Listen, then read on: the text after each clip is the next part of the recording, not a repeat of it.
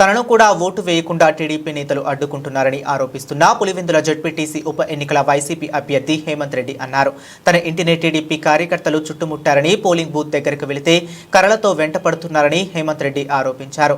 తన గన్మ్యాన్ ని కూడా ఉన్నపలంగా మార్చేశారని, ఎస్పీకి కాల్ చేసినా పట్టించుకోవటం లేదని వైసీపీ అభ్యర్థి హేమంత్ రెడ్డి ఆరోపణలు చేశారు. నా ఇంటికాడికి వచ్చా అంటే ఏజెంట్లను 8 నుంచి 10 కార్లలో తరుముకుంటూ వచ్చినారు. వాళ్ళను నా ఇంటి ముందరికి వచ్చి బండ్లలో బైకులలో వచ్చి కట్టెలు తీసి తిప్పి, మీరు ఏజెంట్లుగా కూర్చుంటే మీ కాళ్ళు చేతులు ఇంచుతాం, మీరు దాంట్లో ఆలోచన చేయాల్సిన పనిలే, మీ పని మీరు మర్యాదగా మీ ఇళ్ళలో కూర్చున్నారా లేదా అని. ఎవడున్నా నాకు అర్థం కావడంలే. ఊరు లోపల మా ఉండేది 1200 ఓట్లు. మా పంచాయతీ మొత్తం 3 ఊర్లు కలిపి 1200 ఓట్లు. 1200 ఓట్లకు గాను 900 మంది మనుషులను దించుకున్నారు. ఇది ఏమన్నా ప్రజాస్వామ్యమా? పోలీస్ వ్యవస్థ ఏం చేస్తుంది నాకు అర్థం కావడంలే. ఎలక్షన్ కమిషన్ ఏం చేస్తుంది? మా ఊరి పరిస్థితి తెలుదా? ఎస్పీ గారికి నేను ఇప్పటికి 3 సార్లు ఫోన్ చేశాను.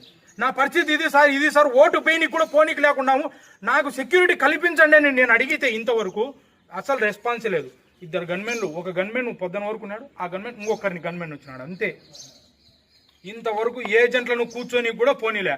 కట్టెలు పట్టుకొని బహిరంగంగా ఎలక్షన్ బూత్ దగ్గర నుంచి 50 మీటర్లు కూడా ఏజెంట్లు కూర్చున్నారా? మీకు బూత్ లో ఉన్నారా? ఏజెంట్లే కాదు, మేము ఎలక్షన్లే అసలు జరుపుకోవాలనే లేనట్టుంది. ఇది ఏజెంట్లు కూర్చొని కాదు, ఆడ దగ్గరికి పోయేదానికి లేదు.